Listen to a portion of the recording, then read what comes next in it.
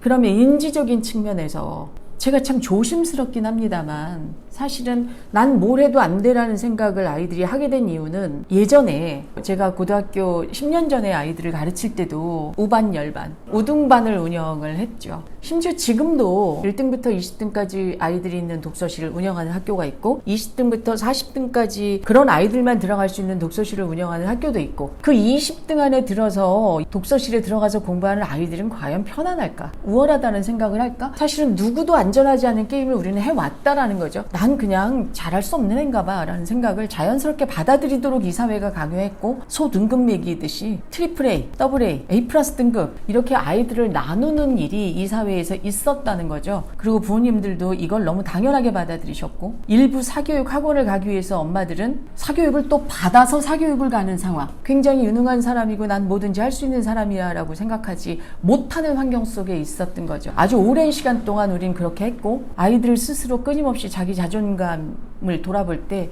나는 못해요. 이곳에서 상담한 중학교 3학년 남학생이 코칭을 진행하고 3개월 만에 기말고사를 봤는데 성적이 20점씩 자기주도 학습을 해서 학원도 하나도 안 다니고 자기주도 학습을 해서 영어도 80점이 넘었고 수학도 75점이 넘었고 너무 잘 봤는데 이 아이의 반응이 선생님 이번 시험이 너무 쉬웠어요. 스스로 이렇게 받은 성적도 자랑스럽지 않다라는 거. 전 이게 이 사회가 가진 불건강함이라고 생각하는 거죠. 시험이 너무 쉬워서 내가 잘 본 거고요. 내가 잘한 게 아니고 두 번째, 애들도 잘 봤어요. 이 두 가지 반응을 듣고 애들은 너무나 심각하게 인지장애를 겪고 있는 거예요, 지금. 나는 못해요. 난 잘하는 사람이 아니에요. 그리고 아이들이 스스로 잘하는 사람이에요 라는 생각을 하려면 사실 부모가 만들어준 기준, 반에서 1, 2, 3등 안에 들어야지 되는 인간 이런 생각을 하고 있는 한 애들의 인지적인 측면에 있어서 이미 왜곡된 자기의 자아를 이걸 회복할 수 있는 길이 참 어렵다는 거죠. 그럼 동기는 뭘 하고 싶어야 하잖아. 가령 제가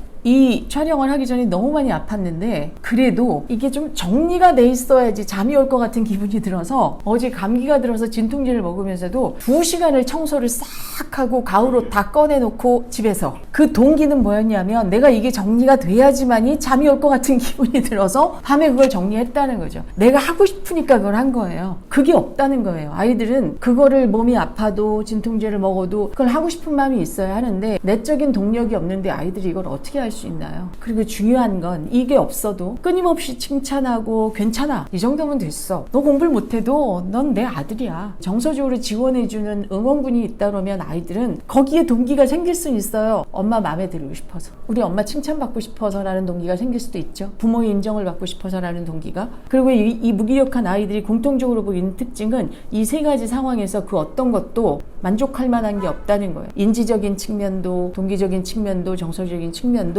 아이들을 일으켜 세울 수 있을 만한 만족할 만한 게 없다는 거.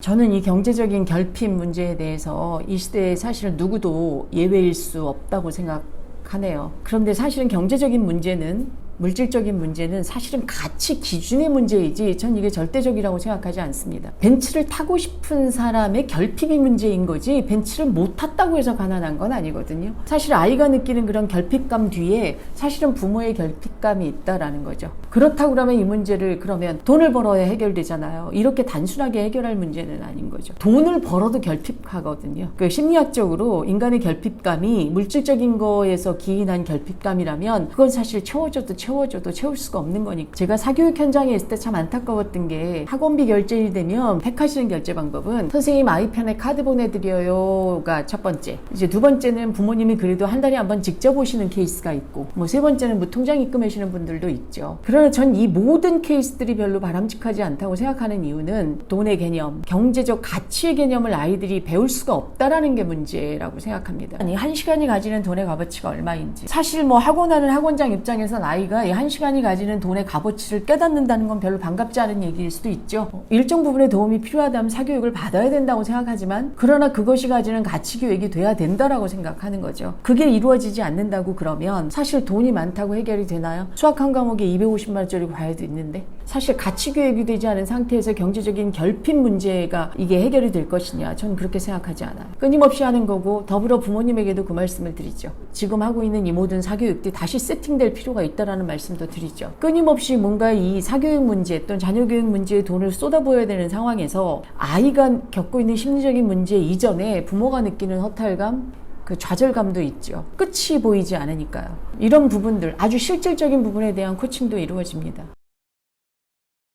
팬데믹을 맞이하면서 우리가 온라인 강의라는 걸 접했고, 아이들이 이 온라인 강의에 대해서 부모들도 학생들도 그렇게 썩 좋은 교육적인 수단이라고 생각하지 않았거든요. 근데 이제는 우리가 이걸 좋다 나쁘다를 선택할 수 없는 상황에 몰리면서 아이들은 강제적으로 온라인 수업을 해야 되는 상황에 놓여 있었고, 그게 지금 2년째 지속되고 있는 상황에서 아이들이 자기도 학습만 할 수 있다라면, 아이들이 내면에 동기와 내가 뭔가 할 수 있어라는 인지적, 부정적 자기인식 이런 것들이 해결되어지고 학습 동기만 생겨난다면, 정서적으로 끊임없이 지원만 받을 수 있다라고 그러면, 저는 저가로 온라인 1년 수강권을 끊는다고 해도 아이들은 충분히 이 공부를 할 수 있다라는 거죠. 그게 전 하나의 대안이라고 봅니다. 이 사교육비를 해결할 수 있는 대안이라고도 생각하고, 또 아이들이 온라인 강의를 그것조차 하지 말아야 된다고 생각하지 않는 게 1교시부터 7교시까지 한 번도 딴짓 안 하고 집중하기는 어려운데, 집중도 못해서 알지도 못한 학교 수업을 복습만 가지고 끌고 갈 수 있다고 생각하지 않아요. 필요하다면 온라인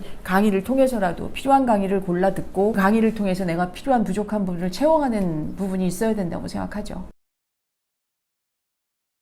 저는 결국 교육은 이렇게 갈 거라고 봐요. 이렇게 가는 게 맞고요.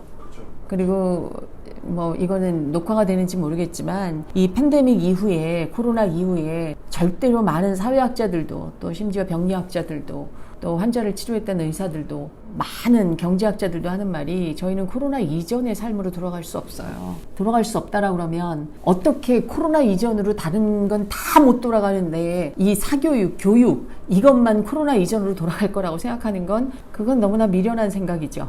그러면 교육도 코로나 이후의 교육이 있어야 되는데, 결국 코로나 이후에 이게 마치 퍼즐 맞듯이 경제적으로도 예전과 다르다면, 그리고 사람들의 인식도 다르다면, 이 모든 것들이 달라진다면 자녀 교육에 대한 생각이 조금 달라지지 않을까요? 행복함에 대해서 얘기할 때가 맞죠. 행복이라고 하는 게 더 이상 존재하지 않을지도 모른다는 생각을 저는 해요. 이 코로나 때문에. 왜냐하면 예전에는 1년 너무 열심히 일하고 하와이 한번 갔다 올 때 인간을 행복하다고 느꼈거든요. 유럽 여행 가서 면세점 쇼핑하면서도 우리는 행복하다고 느낄 수 있었어요. 근데 지금 그것도 불가능한 시대에 와 있기도 하지만, 사람들이 더 이상 이게 행복하지 않다라는 것도, 그 여행이 가지고 있는 잠재적인 위험성도 늘 고려하면서 여행을 해야 되는 상황이니까, 이제 행복감보단 사실은 충만함, 풀필먼트 이렇게 얘기하는 게 좀 낫겠네요. 그게 정확한 말일 것 같아요. 지금 비록 연봉이 오르지 않았는데 당신의 삶은 이걸로 됐느냐, 이걸로 충분해라는 느낌을 사람이 가지면, 사실은 이 팬데믹 이후의 삶이 좀 받아들여질 만하지 않을까, 이 절망감들을 조금 다스릴 수 있지 않을까. 전 아이들에게도 똑같은 얘기를 해요. 충분해.